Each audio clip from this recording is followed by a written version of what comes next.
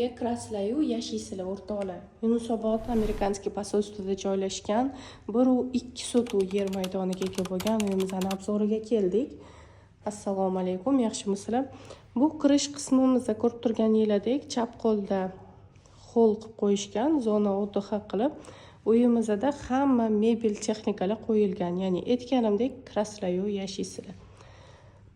Umumiy kvadraturalar 250 kvadraturani tashkil qiladi. Umumiy xonalar soni bo'lsa 4 ta xonani tashkil qiladi.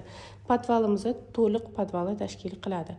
Ko'rib turganingizdek, bu ikkinchi qavatga chiqish va podvalga tushish. Ajoyib interyerdan foydalanib jihozlangan hamma xonalarimiz, uyimizning o'zi.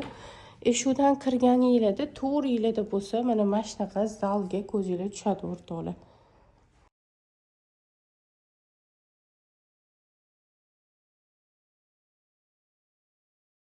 Xo'p, o'ng qo'lda bo'lsa, kirganingizda yana eshikdan yuvinish xonamiz mavjud.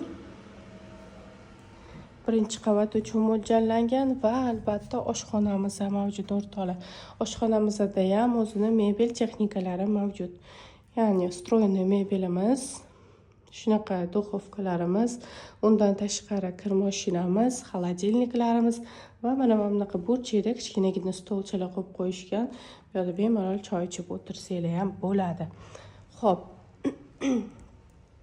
Videoni oxirigacha ko'rishinglarni maslahat beraman, chunki eng qizig'i oxirida. Ikkinchi qavatga ham chiqib oldik azizlar. Aytib o'tganimdek, shunaqa chiroyli interyer dizaynlar qilib qo'yishgan. Ikkinchi qavatimizda umumiy hisobda 3 ta yotoqxona, bitta yuvinish xonasi mavjud. Bu birinchi yotoqxonamizda shunaqa mebellar qo'yib qo'yishgan bu yerga. E'tibor bergan bo'lsanglar, hamma xonalarimizda konditsionerlarimiz mavjud. Bu ikkinchi qavatdagi ikkinchi yotoqxonamiz hisoblanadi. Bu xonamizni ham shunaqa qilib jihozlab qo'yishgan. Albatta bu xonamizda ham konditsionerlar mavjud. Va albatta ikkinchi qavatdagi oxirgi yotoqxonamiz. Shkaflar ham qo'yib qo'yishgan. O'sha bu yerga jihozlab hamma xonalarni xohlasanglar yotoqxona, xohlasanglar bolalar uchun yotoqxona sifatida ishlatsanglar bo'ladi. Ikkinchi qavatdagi umumiy yuvinish xonasi. Kompaktni juda ham chiroyli qilib qurishgan o'rtoqlar. Uyda Wi-Fi, video naблюдение, konditsioner, mebel texnika hammasi bor. Xullas kelasiz u yashaysiz, ishonavering.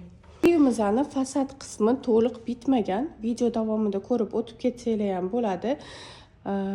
Yana qisqacha izoh berib o'tib ketadigan bo'lsam, uyimizda kvartira nazimli hisoblanadi, ya'ni hovli qismimiz yo'q. To'g'rirog'i, orqa hovlimiz mavjud, kichkinagina, u uyimizda havo aylanishini ta'minlab berish uchun qilingan. Sizlarga aytib o'tgan eng qiziq joyim mana shu hisoblanadi o'rtoqlar. Mana bu dizaynga o'zingizlar bitta baho beringlar. Juda ham chiroyli, juda ham nafis tarzda qilib qo'yishgan. Bilmadim, menga juda ham yoqdi. Bu yerda hamma uylarda podvalga tushsam, aytib o'taman, e'tibor bergan bo'lsanglar, o'zingizlarning xohishingizga qarab jihozlasanglar bo'ladi deb, sizlarga mana yana bitta variant kinoteatr.